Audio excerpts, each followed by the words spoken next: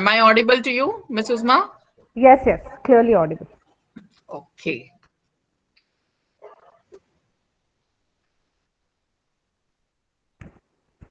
So for a long time we had been coordinating and finally it has happened today. I'm Fine. extremely delighted. I'm also feeling wonderful to take a session with your school. It's our pleasure. Absolutely. You have been so kind.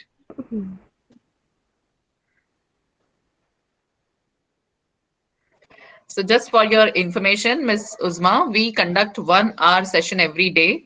All the teachers of our school, we meet at 4 p.m. and we have been reading, exploring, and understanding the NEP document. And we have also been inviting some guest speakers wherever we feel that they can guide us on relevant topics of NEP. So Wow, that's wonderful. it's time now to formally begin. So I once again extend a warm welcome and gratitude to Ms. Uzma, who is the guest speaker for the day today. I also extend my warm wishes to my friends, my colleagues of Ramratna International School. Let's gear up to understand one very important aspect of NEP, which talks throughout the document about child's well-being. Whether it is about curriculum, it is about the kind of delivery, it is about making the system more relevant. Ultimately, it's all about keeping the child's well-being in the center, in the focus. So it's important to understand how we can ensure as educators our students' well-being. To throw light on this important aspect, I would like to introduce Ms. Uzma Charania, today's speaker, to all of you. Ms. Uzma is a chartered accountant and a postgraduate in commerce from Mumbai University, a teacher at heart and a passionate educator. She has been teaching IGCSE students for the last 9 years. She takes pride in her students' academic achievements. She has a track record of toppers in the school year after year in economics and accountancy. Last year, the India topper for economics was her student, and this year as well, the world topper in economics is one of her students. That's a great achievement. We are Thank so proud of you and your students. Teachers like you are making a big difference to their children and to the world at large. Apart from this, Ms. Charanya is an international teacher trainer for commerce and also conducts various training sessions for teachers on emotional and physical well-being. She conveyed to me that she is glad to be a part of this community and she hopes to contribute towards students and fellow teachers' development. So I truly, truly appreciate and value this thought of yours, Uzma. You have come to being a good friend. We met in this digital world and I have attended a few of your sessions. I found them very impressive because of the way you have made your communication so simple and so to the point. You're very precise. You talk of what actually is relevant, and that has simply been very impressive. I'm sure the way I have found your sessions to be very practical and effective, my friends are also going to do the same. So let's get ready to understand how this new education policy impacts students' well-being and what is our role as educators. So without any further ado, I invite you, Miss Uzma. It's now your turn. Take over. We are looking forward Okay. to listening to you. Okay, thank you so much for your kind words, ma'am. It's really motivating to have these words from a teacher like you, from a friend like you. It motivates me to get better and better each day, and this is just my simple effort to help my fellow friends of how we can make the teacher community much better, how we can understand our students better, because ultimately what is required, I think, is student well-being as well as teacher well-being. So this is my little small steps of what best I can contribute. Thank you so much for the wonderful We value introduction. it. Thank you so much. Over All to right. you now, Uzma. Okay, so friends, today my topic for today is student well-being, NEP, student well-being, and role of educators. So I will take this step by step. Since we belong from the IGCSE background, I belong from the IGCS background, and I also studied. I went through the website of your school, and I came to know that you all also belong to the IGCSE background. So there's a little work that I tried to do, which I could connect how NEP and IGCSE do, how best we can accommodate if there's a new change coming, what is going to happen, then Obviously, because it's the Gen Z, I'll be talking about Gen Z, their well-being, and our role as educators. I'll try my best to put this across. So let us begin.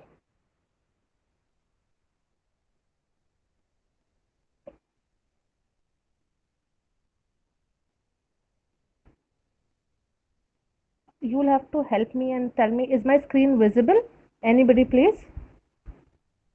Are you all able to see my It's screen? visible, ma'am. Yes, ma'am. Yes, ma'am. Okay, okay. Thank you so much. Thank you.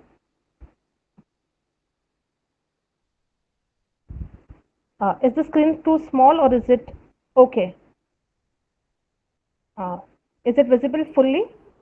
It's quite small. Small, We ma'am. are able to see three slides on one One. screen. So if you Yes. could reduce that. Uh,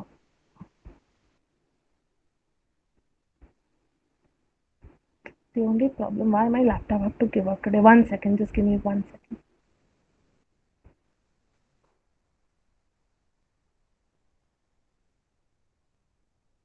What I can do is rotate my screen.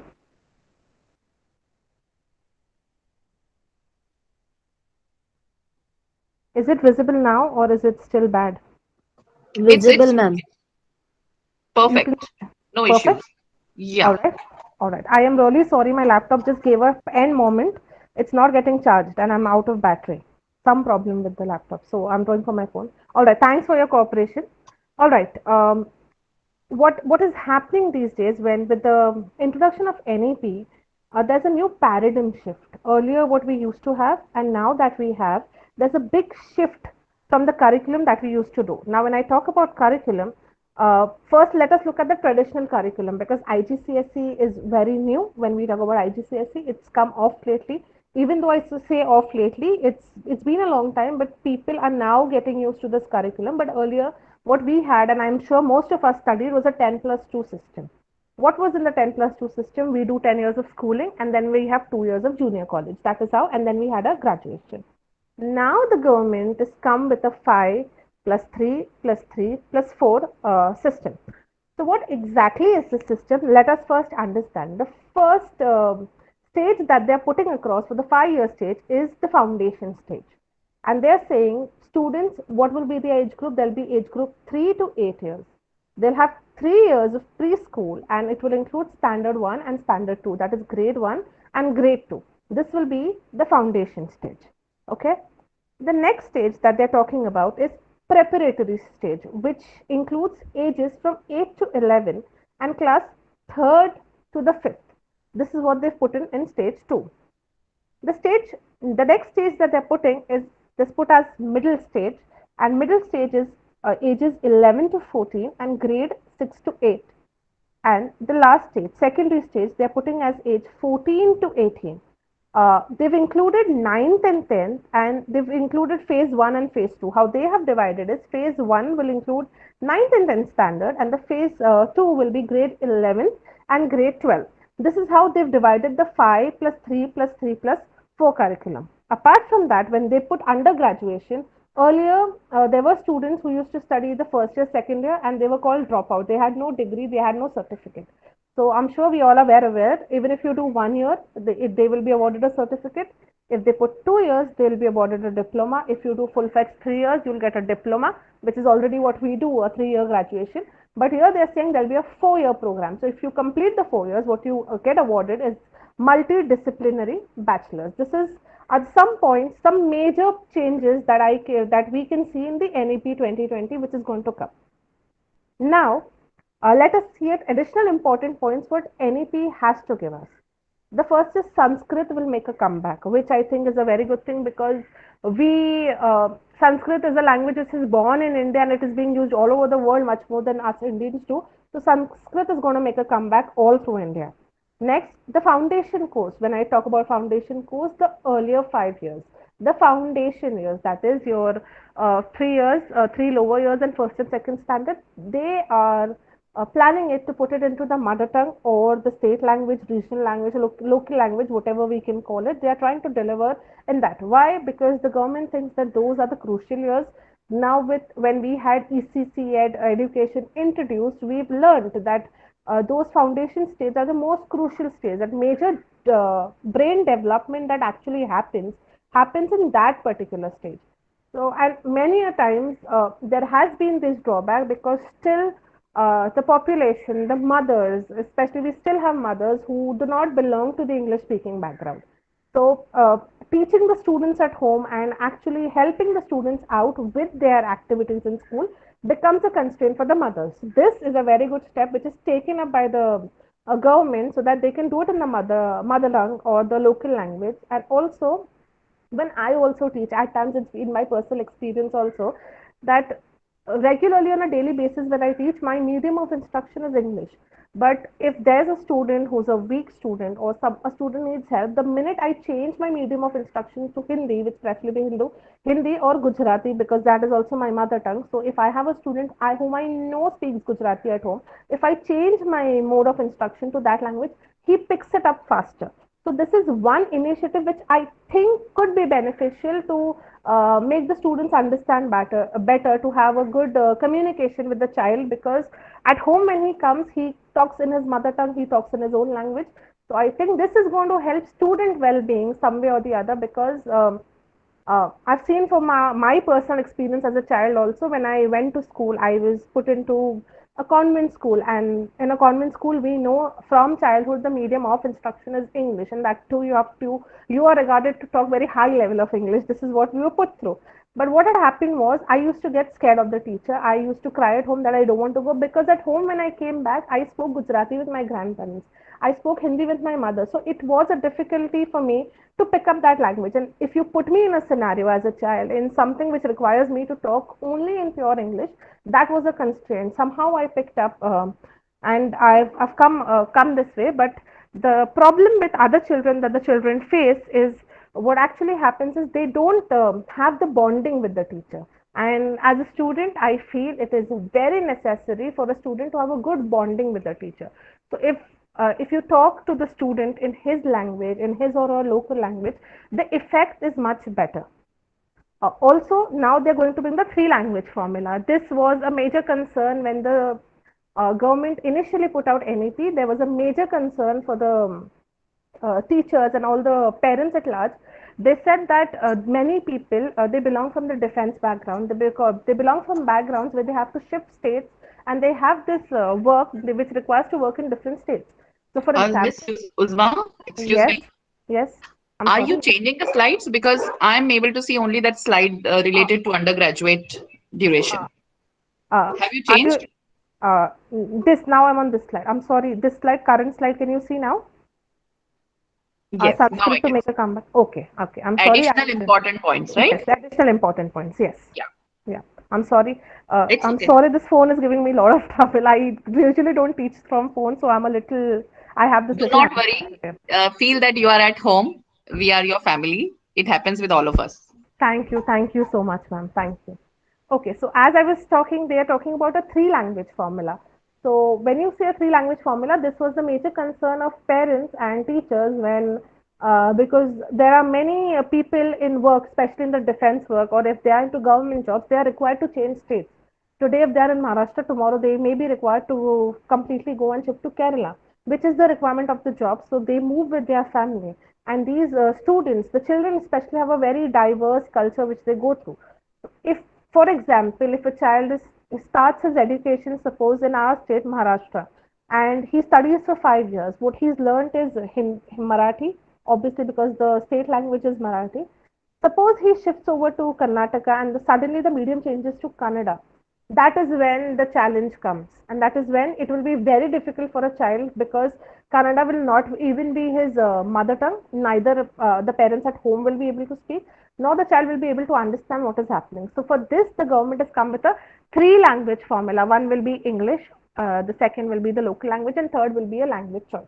However, again, the constraint is that the language option will not be given in the first 5 years, but later on, after you move after 5 years, this language constraint can go. This policy, they're still talking on this, but I really feel that having a multidisciplinary language or making the student multilinguistic is an added advantage for the child, so that he's more open to cultures, he has a more open-minded approach when he has to move in the future. And also, I think learning language also teaches you life skills, because the more languages you learn, the more culture you get to know. The more culture you get to know, the more open-minded you become. And the minute you're open-minded, there's no constraint to your creativity, no constraint to your development. You accept things more easier and you're more adaptable. The next is, which IGCSE already has, is flexibility in choice of subject. NEP is bringing that. So my friends, this is an advantage for the other students also, and also for us, because now the IGCSE curriculum it will always sorry, it will be like the IGCSE curriculum where there's flexibility in choice of subject. The student will be free to choose his subjects. Because earlier we had this constraint, okay, you've taken science, you either take commerce, you either take arts, and you have those specific subjects, which the government is trying to wade off and is trying to get its way out, and it's giving flexibility to the students to choose the subject. Why? Because for student well-being, even I believe you should do what you love. Uh, like my example, if you take my example, I'm a chartered accountant, but I don't practice. I don't like it. I love teaching, and um, when I told this to my dad earlier, when I had started my graduation, I told him that, Dad, I want to teach. So he told me, okay, teaching is good, but he somehow, because he's a lawyer, he somehow wanted, no, you should be, you should get into finance or get into law, get into a more professional degree. You can pursue teaching at a later stage. He was of that opinion, and also my mom. So that is how I ended up, because I didn't want to be a lawyer. I used to see the amount of books that he has, those fat books. So I was never fond of law. So I switched over. Okay, said I will do chartered accountancy. As it is, I'm good at numbers. I love numbers also.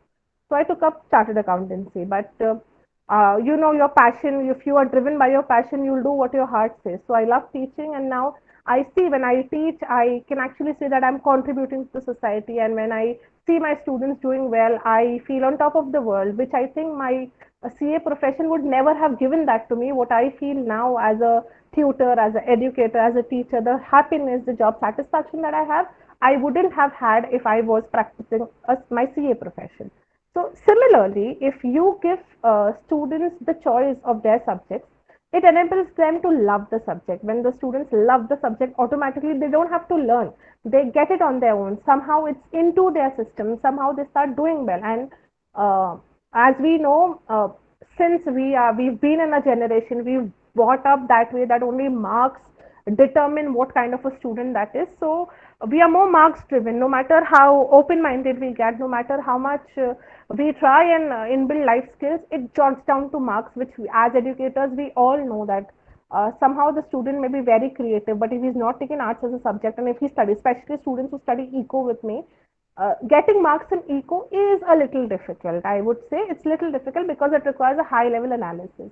So in the end, if this, I have students who are very good in arts, but then I have also parents who come up to me and say, no, that I don't want to choose them, let them choose arts, or even though they've chosen arts as a subject, I want them to study economics, or for that matter, accountancy.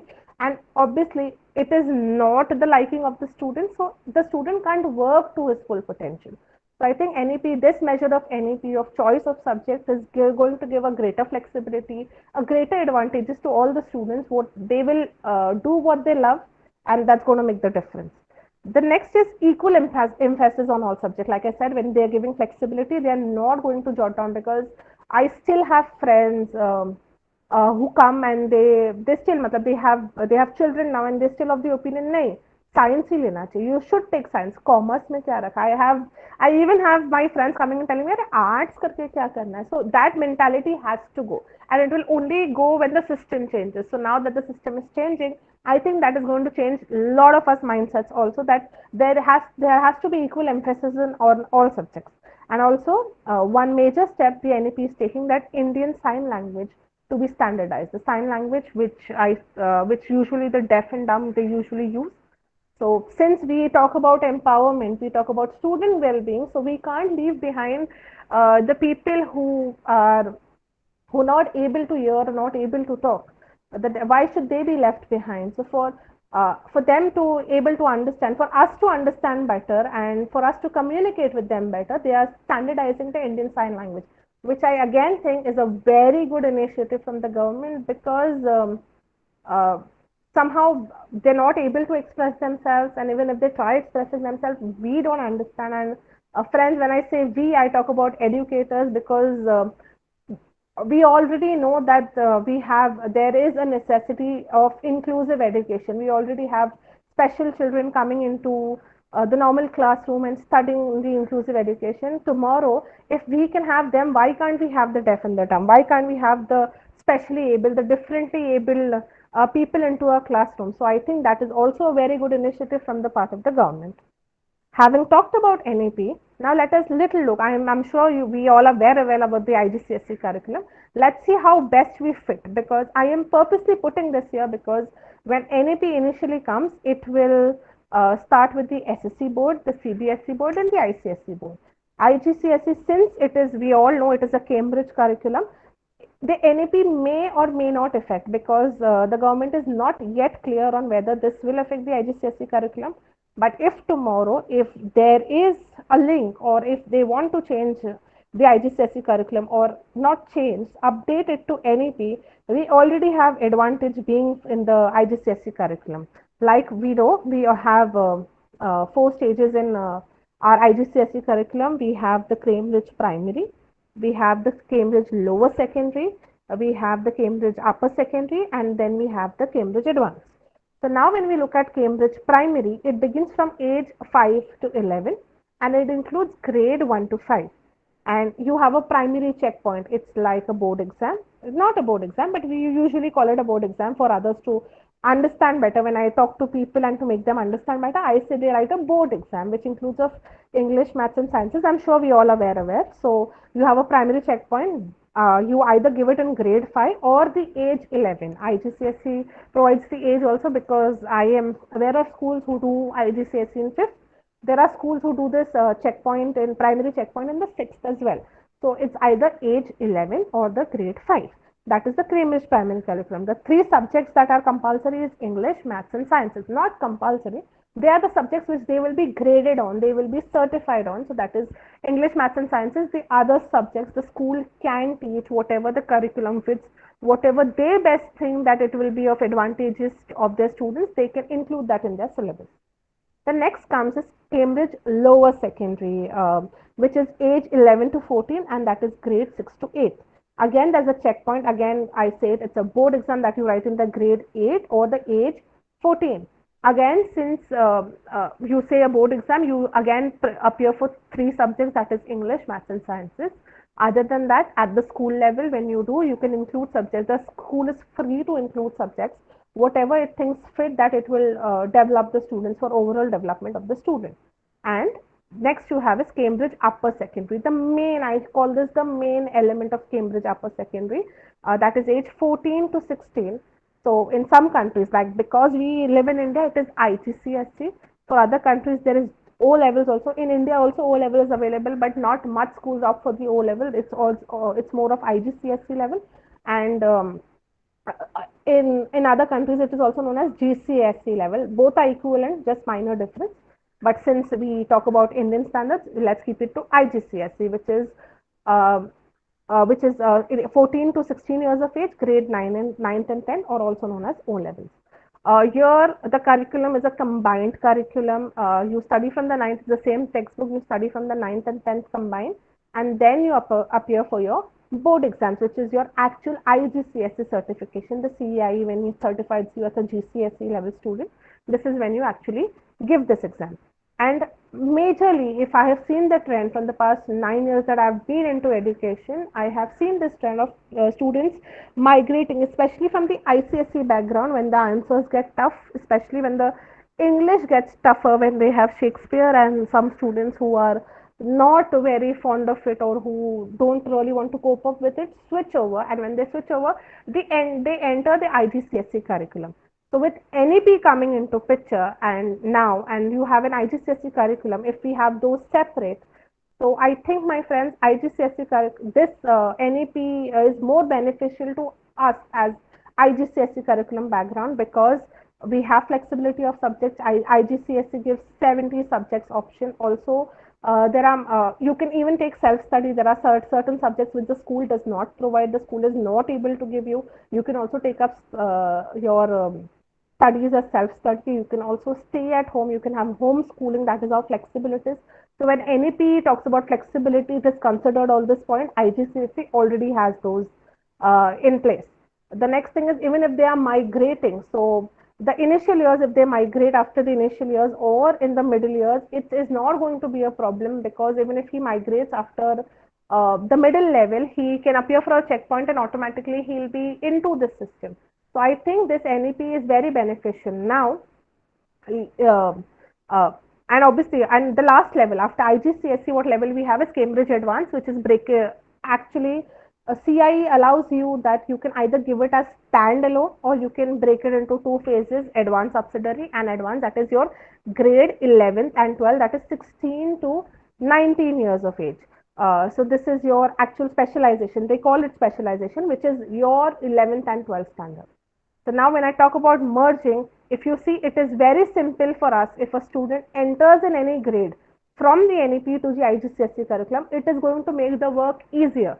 When I say make the work easier, because I have myself, I have trouble when I have students migrating. I still have students migrating from ICSE to IGCSE in grade 9. I also have students who appeared grade 10 in ICSE, and in the 9th standard they come into IGCSE, and it's a problem. Application based क्या होता है? We don't know what is application based. We don't know how to write answers. How do I relate this to the world scenario? How do I understand? How do I link this case study to that? What? How do I link the textbook to the case study? There is no actual formal textbook education here, but still we have reference book wherein we teach the students from there, and they are required to apply it in the general scenario that happens. So this is one major challenge that I as an educator used to face. But now with the NEP, I think the students are obviously when the government is introducing, they'll be more into a real life scenario because it is emphasizing more on student development. So IGCSE curriculum will be at more advantage. When I talk we, I have specifically put this here because we all belong to the IGCSE background. So I wanted to highlight this part, that where we are going to be of advantage. Now, when we are talking about advantage, it's not our advantage, it's the advantage of the students. Why? Because today that we deal with Generation Z. We have a chart, we have different generations, and the generations that we as teachers are going to face and already facing are Generation Z. And when I talk about Generation Z, we have a generation gap. If you look at the graph clearly, if you look at it, we have a generation gap between them. And we as teachers, we are the educators, we need to fill in the gap. We need to close the gap. Um, we need to develop ourselves as well, because when we develop ourselves, only then we'll be able to develop our students. So before I proceed further, there's a little point that I would like to highlight: the characteristics of Gen Z. When you talk about Gen Z, uh, they are more mobile. When I say they are more mobile and they have multiple realities, you know that when they even play games, they are like real time games. And they play, they are doing actions here, and you can actually play that thing on the TV. Real time gaming. They're more mobile. Everything, the phone is in their hand, and they are on the move always. They have a lot of social networks. Each day there is a student who come up to me and tells me, "Ma'am, are you on this? Are you on this?" And I am just blown off that what is this? This happened with me always. "Ma'am, are you on Instagram?" "No." "Okay, ma'am, come on Instagram." "Are you on Snapchat?" "Okay, I came on Snapchat." Then, "Ma'am, do you know the avatar thing on Snapchat?" "No, I don't know. Tell me." So I've been blown away by that social interaction. And now these days, when it's become online, there's something called House of Party, which I don't know what they belong to. I've not even been there. I've not even touched that part, but there's something, they're always connected. Socially, they are connected.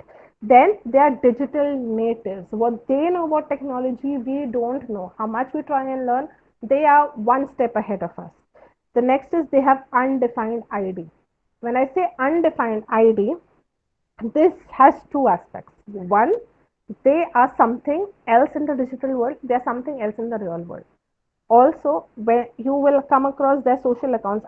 With my personal experience, I have students who have 3 accounts on Instagram, and when I ask them why, when I have follow requests, so when I ask them why from 3 different accounts when you're the same person, they say no, one is for my school friends, one is for my the people whom I don't know also can follow me, and third is for my parents. So like, what picture do you put there on your parents? Like, it's the same what I put for friends and parents, but I have a special account because it gets too apprehensive that the outside world should not know me, the true me. So I portray a different picture there. So I come across many students that way. So this is what, and this is not one student.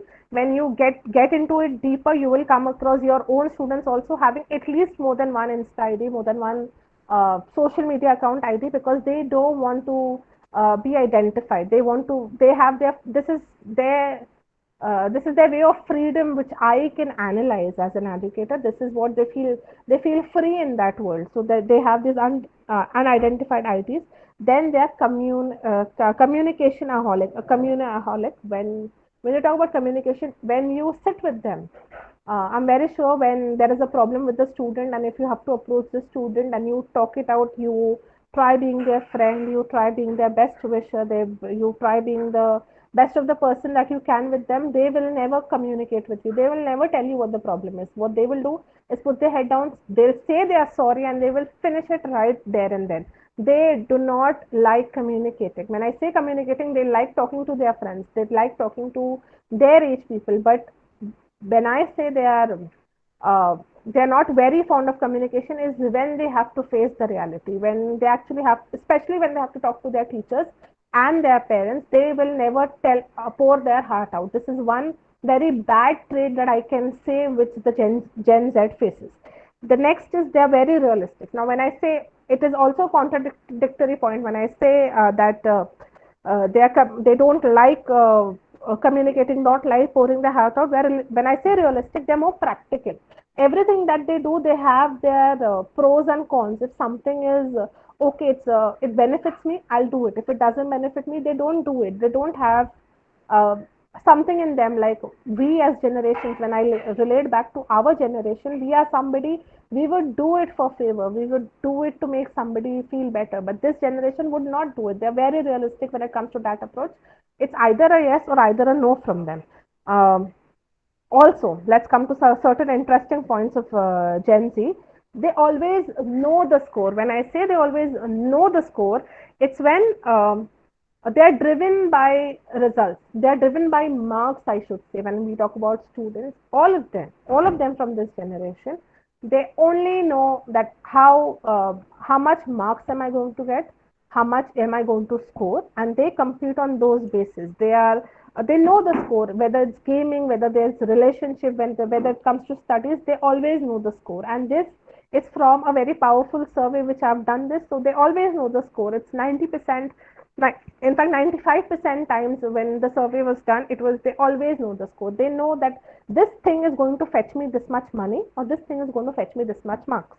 The next is Gen Z adopted Gen X skepticism and individuality. It is usually said that the child learns from the parents, but this Gen Z, it learns from the parents. But you know what it has learned? It is not learned from the Gen Y. We are Gen Y. They've learned from the earlier generations. Our Gen Y, when we talk about, are more we are more independent. We don't value the orthodox things uh, in the culture and everything. What I came across Gen Y, that is my generation or our generation at large, when we talk friends, uh, we are very open minded, we are not very orthodox, we are not very traditional. But when it comes to Gen Z, they have picked something up from Gen X, which is a little skepticism and individuality. They are very I can say they are rigid when it comes to their choices, when their individual perception, when it comes to their culture and tradition. They are very traditional, I can say, which is also a survey which talks about it. Then Gen Z is financially focused. You talk to any student from Gen Z, what even I have students, they come when they come counseling to me, when I tell them, okay, this is your aptitude, this is all that you can do. The last question, you know what they have to me? How much will I earn? What will be my first salary? The other day also, I had a student coming up to me and he told me, because I am a chartered accountant, so he came and told me that, ma'am, now these days technology is taking over everything, so there's so many packages for accounting and stuff. So I think if I become an accountant, I won't be paid much more. So suggest me something else what I can do where my first salary should be a lakh of rupees. I said, okay, I am not very sure what can fetch you a lakh of rupees. But then this is what the generation is. Gen Z is financially focused. You talk to anybody from the Gen Z, the first or the last question, when you finish the conversation, you are finished counseling them, finished talking to them, telling them about what the future holds or what career path they can tell you, the last question that they'll have, kitna paisa milega, how much will my first salary be, how much package will I get, how much will I earn. That is how financially focused they are. Gen Z is also very entrepreneurial. When I say entrepreneurial, they want to, they're very creative and they want to, they come up with ideas, they come up with new business models that they want to do, that they wish to do in the future. They are that entrepreneurial. They are, when I say entrepreneurial, they have a lot of enterprise. Enterprise, they are risk takers.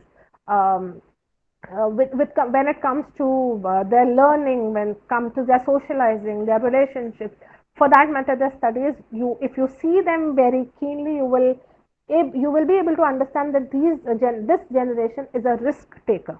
Next is Gen Z is connected. When I say connected, we all know they're always on social media, always something or the other. No matter what happens in their life, it's all over the social media. That something or the other happen. Even a normal haircut that they have. I have my ex students who usually follow me on Insta. The other girl just now, just before I could see this, she tagged me and she asked me, "See my new hairstyle," and it was all over her Insta story, her Insta feed. So that is how connected they are. Every little thing they do, it's all over on their social media.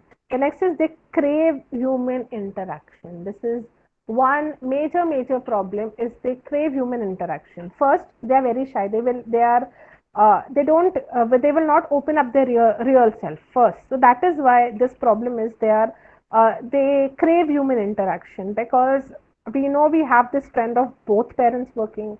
The student is alone at home, especially the Gen Z. Either they are alone at home, or they are left with, there are many babysittings and all these things come up. They are left there, and the parents are actually trying to make ends meet. I know no parent in this world would like to leave the child behind and pursue a career, but because to make ends meet, looking at inflation, they've been put through this, so they crave human interaction. The next is they prefer to work independently. If you come across this generation, even if you try telling them, let me help you, let me do it, they'll say, no, let me get it wrong first, I will do it later. This is what Gen Z actually do. They like to work independently. They don't like to be bossed around. They don't like to be ordered around. They don't like it when somebody tells them what is to be done or how it is to be done. The next is Gen Z is very diverse. They're so diverse that they've lost themselves in diversity. They cannot recognize diversity. When I say diversity, what is making them lost in diversity?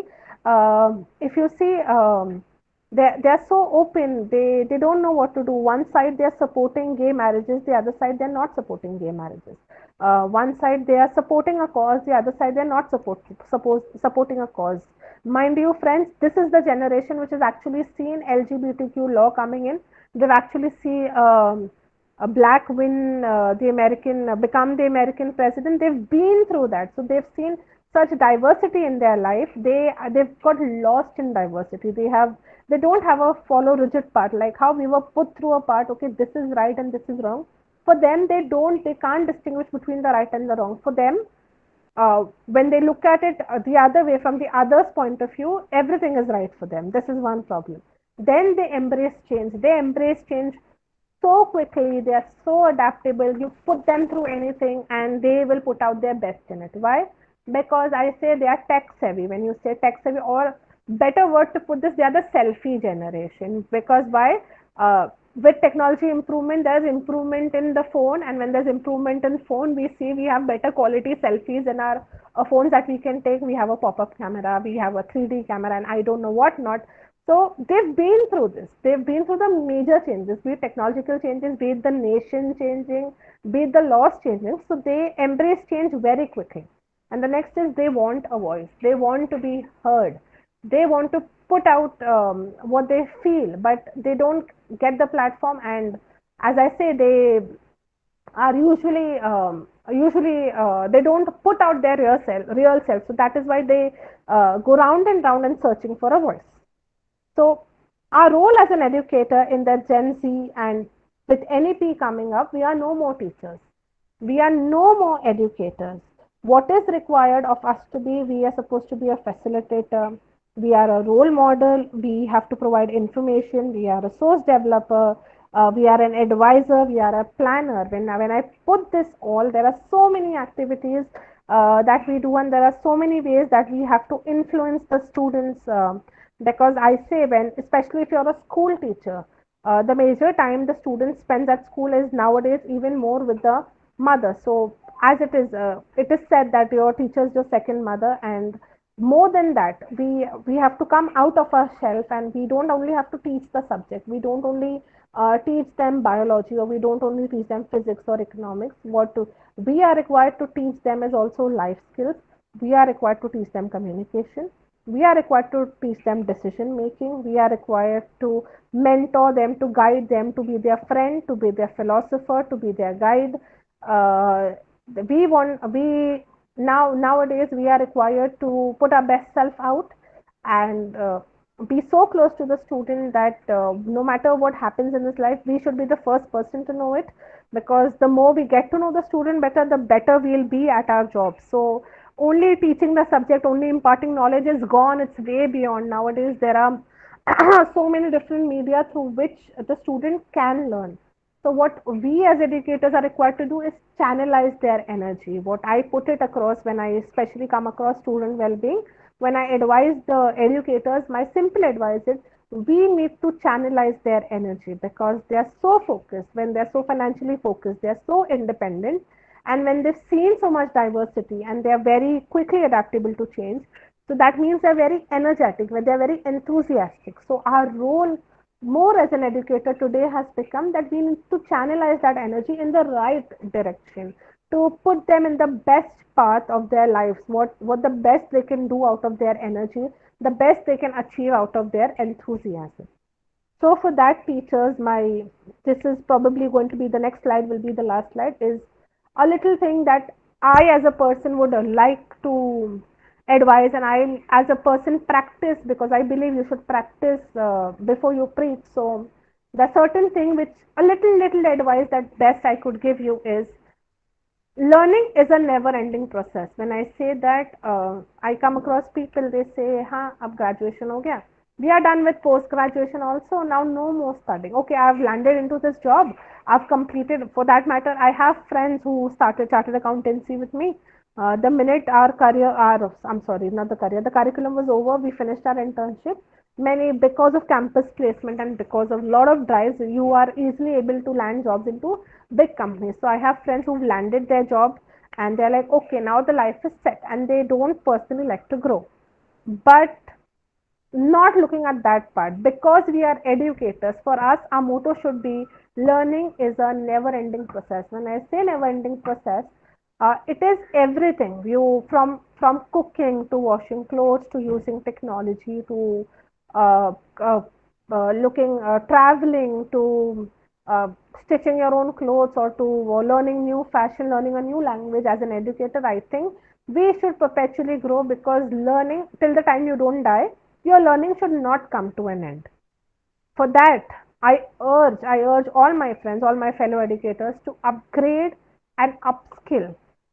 You've done something, okay. If you've done your bachelor's, if there's anything, if there's a master course that you can do, okay, pursue that. If there's another greater degree that you can do, learn it. If there's another skill which may help you, which may not even be related to your career, when it may not even be related to your profession, but there's something, some skill that you get to learn, do not lose the opportunity, learn it. And friends, since we are facing this digital era, all thanks to the pandemic, when we face this digital era, you will come across many courses available online, and they're self-paced courses. So I personally feel, because it is when you learn, you are setting an example, because we are not just teachers, we are also mentors, we are role models. So our students look up to us. So I personally feel that we should keep upgrading and keep upskilling.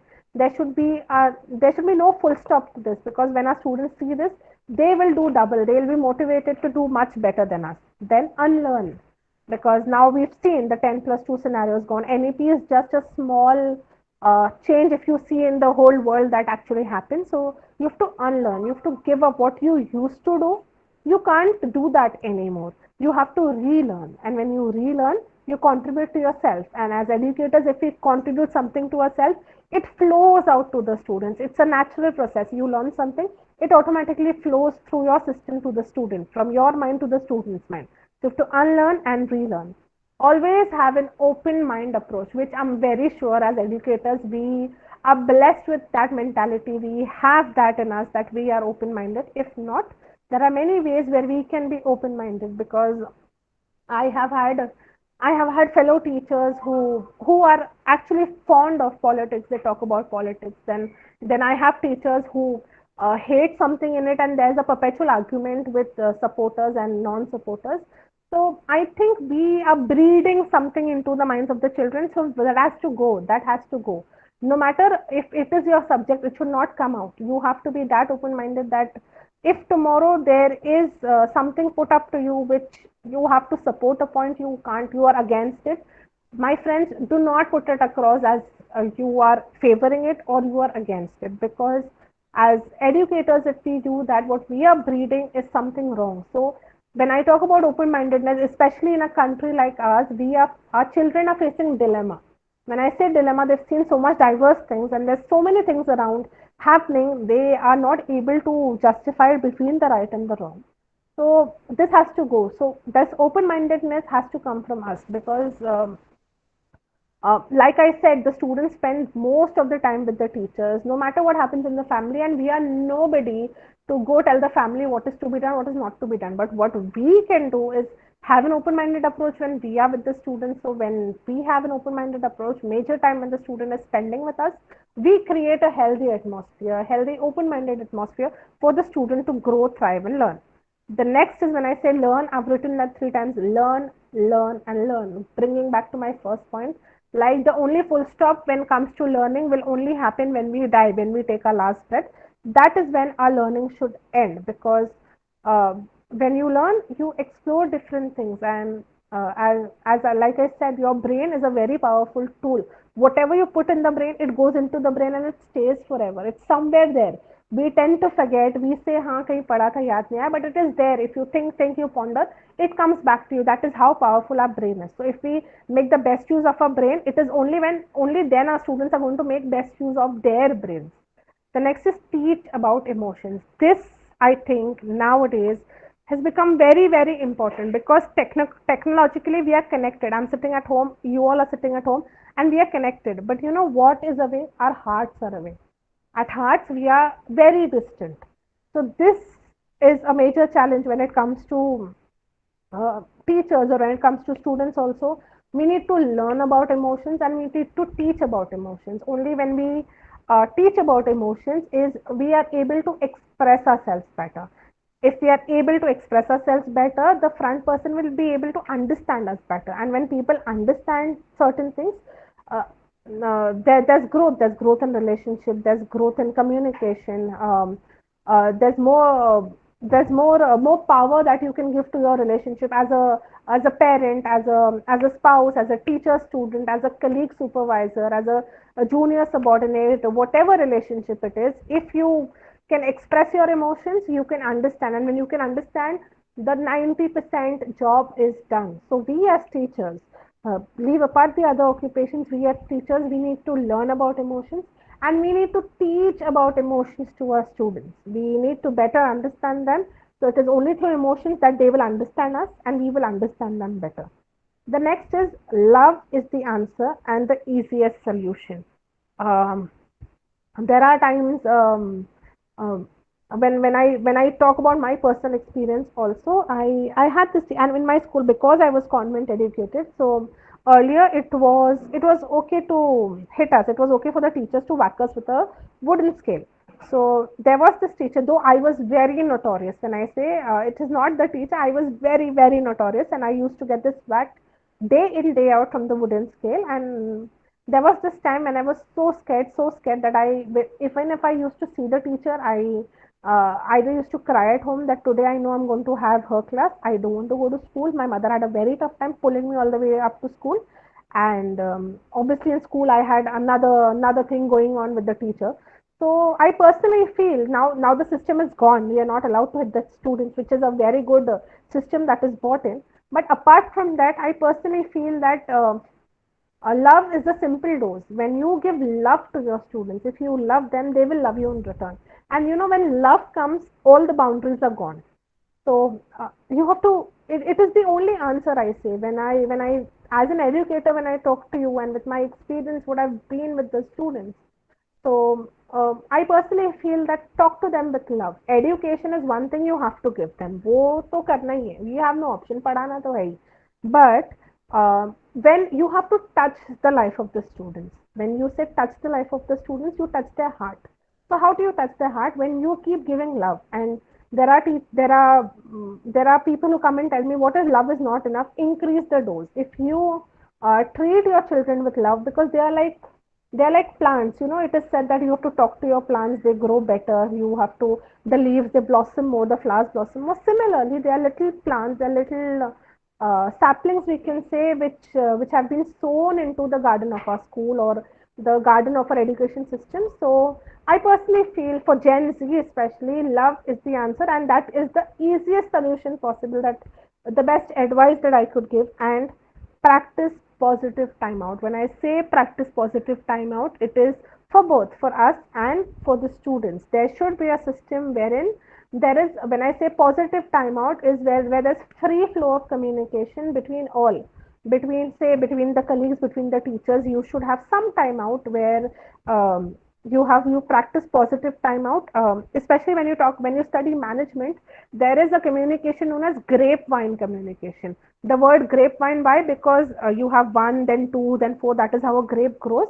So similarly, grapevine is actually a rumor. You tell one thing to the somebody, they add something to it, and then it spreads. But that is one of the philosophy in management, that it is used to motivate the employees. It is an informal method of communication. So we can have that into our education system. This is one thing that we can take a lesson from the management schools, that if you have this positive timeout, there are many things. And I tell you, teachers, you will get to know so many things which you couldn't even have thought of. There is a student, you had a different understanding of the student, have this positive timeout, and you will see a different person there. And for us teachers also, with our colleagues, with our fellow beings, I think we should take positive time out, because it enables us to connect emotionally. And when I say, when you connect with somebody emotionally, that is when the best comes out. So I think that is it. This is the only thing that I wanted to share. This is the thing that I wanted to tell you all. And Yes, Miss Uzma, this has been wonderful. There was a lot to take away from the session. We still have some time, and I would like to check with the teachers if they have any questions. sure, ma'am, sure. There is a statement, but I think you can in some way address it, Okay. by Mr. Gregory. He Mm-hmm. says the emotions are misunderstood at times if others don't understand. Now, as I have seen you taking sessions on emotional intelligence and such things, I think you are perfectly capable of giving an idea on how to express if we feel that people are not going to understand. Should we or should we not, or what should be done in such a scenario? Correct. Sir, coming to your point, even when I earlier was not into emotional intelligence, I had the same approach, that if you express your emotions, you are misunderstood. You are only misunderstood when you portray it in a wrong manner. You have only, if there's something you wanted to say, like, if I wanted to ask my student, simple example, if he enters the class, and if I say, sit down, I didn't mean that way, but my voice came out that way. So same thing with emotions. If you should know exactly how to put it out. If you can put it out correctly, nobody will ever be able to misunderstand you. That is the Beautiful. simple solution. So there is a need to Ma'am, relook into how we communicate. Correct. How can I we add express, something? yes, sure, ma'am. Yeah, I'm Smita here. So what I feel is it's not only about how we convey the emotions. It is also at times that maybe the person standing in front of us is conveying in a right tone, but maybe my frame of mind is not positive right now, or not in a right mode which can take that emotions positively. Correct. So That is I think correct. even the frame of mind in which I am currently may Right. also change my perception, or I may misunderstand the emotions, though it is conveyed in a right manner. Yes, ma'am. Also, coming back to it, if you are in a wrong frame of mind and I talk to you in a wrong tone, in a wrong approach, that will aggravate you. But if I come to you with a very mellow down approach and I say to you very nicely, you will not get aggravated. This is tried and tested. If you are Right. angry and I tell you in a very harsh manner, it's going to aggravate. But if there's certain thing that I want to express and you're not in the right frame of mind, if I mellow down myself and put it across sweetly, it will never hit the wrong spot. It will never hit the wrong spot. This is Right, tried ma'am. and tested. Correct, correct. Well Thanks. said, well It's said. it's In fact, us. I think It's there were two sides of the coin here. What Mr. Greg was saying was when the person who is expressing is misunderstood by the other, and what Miss Smita said was when the person on the receiving end, right. she was talking about the person on the receiving end who has Correct. heard from, who is hearing the other person, and what Correct. Greg was saying was when you are the one who is saying it. Yes, correct. Correct. Right, So Smita ma'am and Greg sir, did I understand you both Yes, correctly? yes, ma'am. Yes, ma'am. Yes, ma'am. I Right, also had the both the sides, from both the sides, the one person who's expressing and the one who's feeling it or getting it, receiving it rather. Yes. right. So the main is from the one who's it comes from the one who's expressing, because I may not know what the front person is feeling. He may be sitting quiet, but there are 10,000 things going into that mind. And if I go just randomly and start saying, it may hit the wrong spot. I may push the trigger button. But if I mellow down, जो हम लोग बोलते हैं ना मगज शांत रहो, so that is played, it plays the key in emotion, mellow down. The minute front person sees you, okay, this one is talking very nicely, sweetly, automatically that things will go, he will understand you. So it comes from the expressor's point. Always your emotions come from the expressor's point. So if you mellow down, everything is under control and you will beautiful. never be misunderstood. So when we are the one who is speaking or expressing, then it is about how we express. And if we are the one who is listening to somebody else, then we have to come from a non-judgmental space. We should not lack in our own self-esteem and confidence, because sometimes what happens, we just feel bad because we don't find ourselves worth enough or we doubt ourselves. So there are so many reasons which create this kind of a miscommunication or misunderstanding. This is my opinion. Do you Yes. find that this has some worth, Miss Uzma? Yes, true, ma'am. Absolutely. That's absolutely true. Right. Thank you. So, do we have any more questions? If not, I would like Miss Uzma to also give us some tips on how teachers can develop, an ability to understand and value and cater to students' emotional needs. I know it requires a complete session, but Right. I'm becoming a bit greedy and trying to take as many goodies from you as possible. It's Christmas time, so Right, you can't even say no. right. Sure, sure. It will be my pleasure. See, when it comes to us educators and understanding emotions of the students, so the step one is understand your emotions first. That is step one. Till the time you don't understand what is inside you, what's going on inside you, you will Right. never have the clear picture, because we know when the water is boiling, you don't see the surface. When the batter is calm, when the water is not boiling, it's calm, you can see the surface.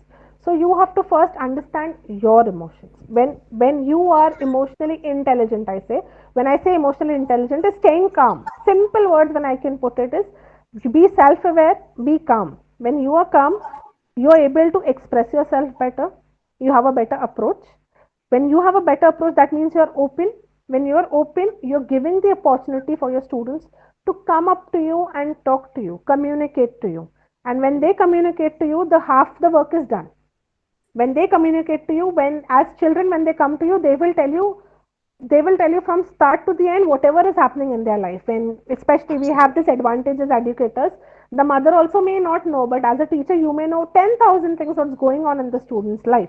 So that is when, so it is for us, we have to be more self-aware how uh, we portray ourselves, because earlier when I was not into all this, not into emotional intelligence, the students had only one perception कि ये बहुत खड़ूस teacher है, बहुत strict teacher है. This is the only impression I had. Why? Because I had that thing in me. I was a little I didn't like expressing myself. I was a little reserved.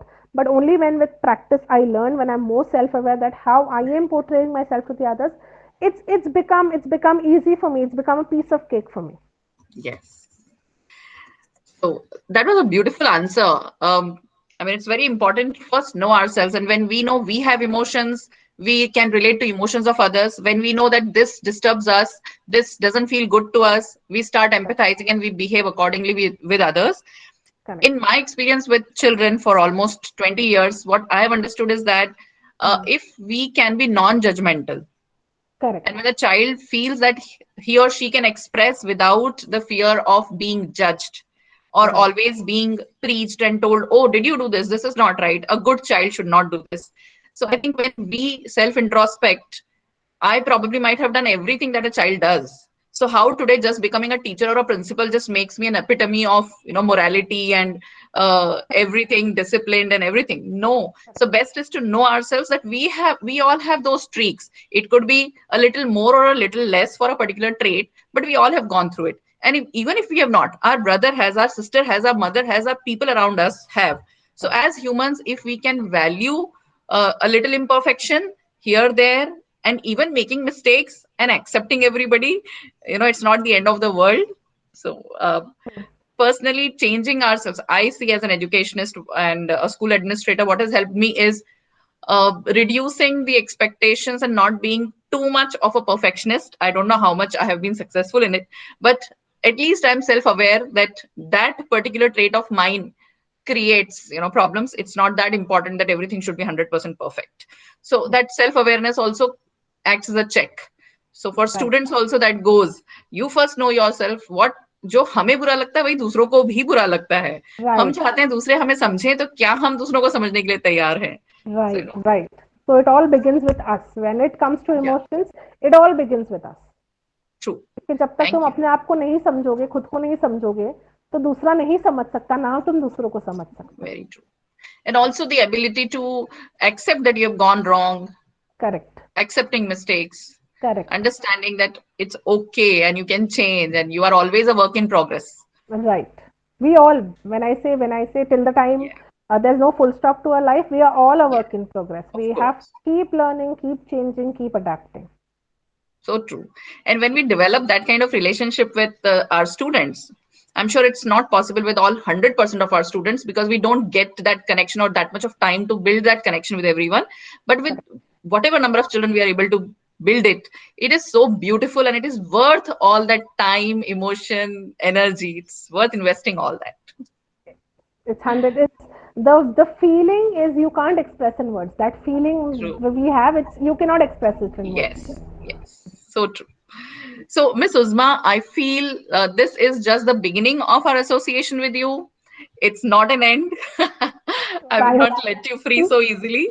And we might soon have a session on emotional intelligence and whatever else you feel it can benefit my friends and me here. Please share your knowledge and your wisdom. Let us know when we can have different sessions. I'm sure my friends here also would be highly obliged with you interacting with us again in the future. So friends, if you agree with me, please type your thoughts here so that Miss Uzma knows we are all on the same page. Thank you. It's been a pleasure, and I love doing this, and I love sharing my knowledge of whatever help I can be.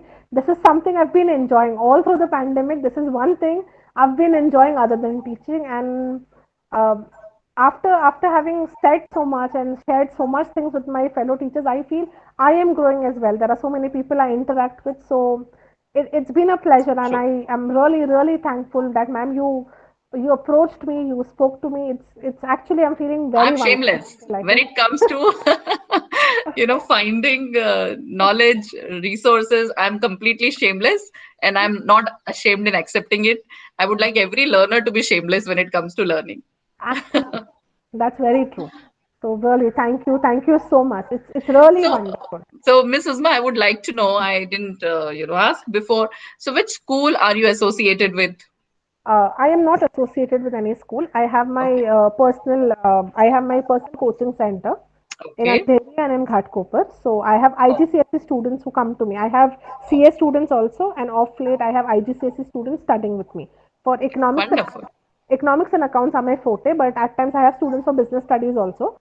That I don't count it as my forte, but they like my teaching in BS, so they enroll. But eco and accounts are my specialization. So Amazing. I hope my commerce teachers are making a note of it and probably they would approach me for calling you for an interaction with our students. anytime, And I would anytime. expect your guidance for our children as well. We are so happy to know that your children are doing wonders in their examinations. that shows, goes a long way in showing how dedicated a teacher you are. All the best to you and your children. Thank Uh, you so I'm, much, ma'am. I Thank feel you. everybody is inspired that apart from the subjects that you teach, see how she has shown interest and has learned about emotional intelligence and so much more. So there is no limit, and let us not put ourselves within boxes and within categories. Let's break those silos that NEP talks about. We are talking of children कि उनको सिर्फ subjects नहीं पढ़ने, उनको co-curricular और बाकी सब कुछ एक जीवन का हिस्सा है. So that applies to us also. Let us learn new things. Let us learn a new language, a new art, a new craft, and read things, move around. So I would also like to be like you and would think of something new now to adopt and to learn. Thank you for inspiring all of Thank us and thank you so myself. much. Thank you so much. Thank you. I'm obliged. Thank you. And visit Ramratna International School when we physically open. Sure. I went through the website. I was very impressed the way the website you've put up, especially the happy birthday section, because I am someone when it's my birthday or it's anybody's birthday, I go crazy because I personally believe वो एक दिन होता है पूरे साल में जो हमारा खुद का होता है. So that happy birthday section also, that thing, it clicked me. I loved that. That is one thing which I really like. And I saw the website. I will surely come. I'll surely come So and I say think you would love some of the practices that we follow in our school, which are directly related to making a child feel valued and special, and that they are heard and they are loved, and everybody is special. So thank you once Thank again. God thank bless you. Thank you so much. Thank you. Thank you. See you soon. Bye. See you soon. Bye. And Thank bye you. bye, friends. See you again. And Bye, ma'am. Thank you, ma'am. bye Thank you, bye. ma'am, for this lovely session. Thank you so much. Thank you. Thank you for your time, dear participants. Thank you so much. So Uzma ma'am, I'll Thank be you, sharing Usma, ma'am. participants' feedback with you. I'm sure they will be writing to me, and I will share it with you. Sure. And friends, I need negative feedback too because I need to learn. I need to upgrade. So or negative feedbacks are very welcome. Please feel free to write whatever you all feel. I appreciate that. But there is hardly anything which I would call it as negative. But I appreciate this But negative is also positive. view of So yours. Thank thank you. you. Thank you. Thank you, I'll see you friends. soon. Bye bye, everyone. Namaste. Take care. Namaste. Bye. Take care. Thank you, ma'am. Bye.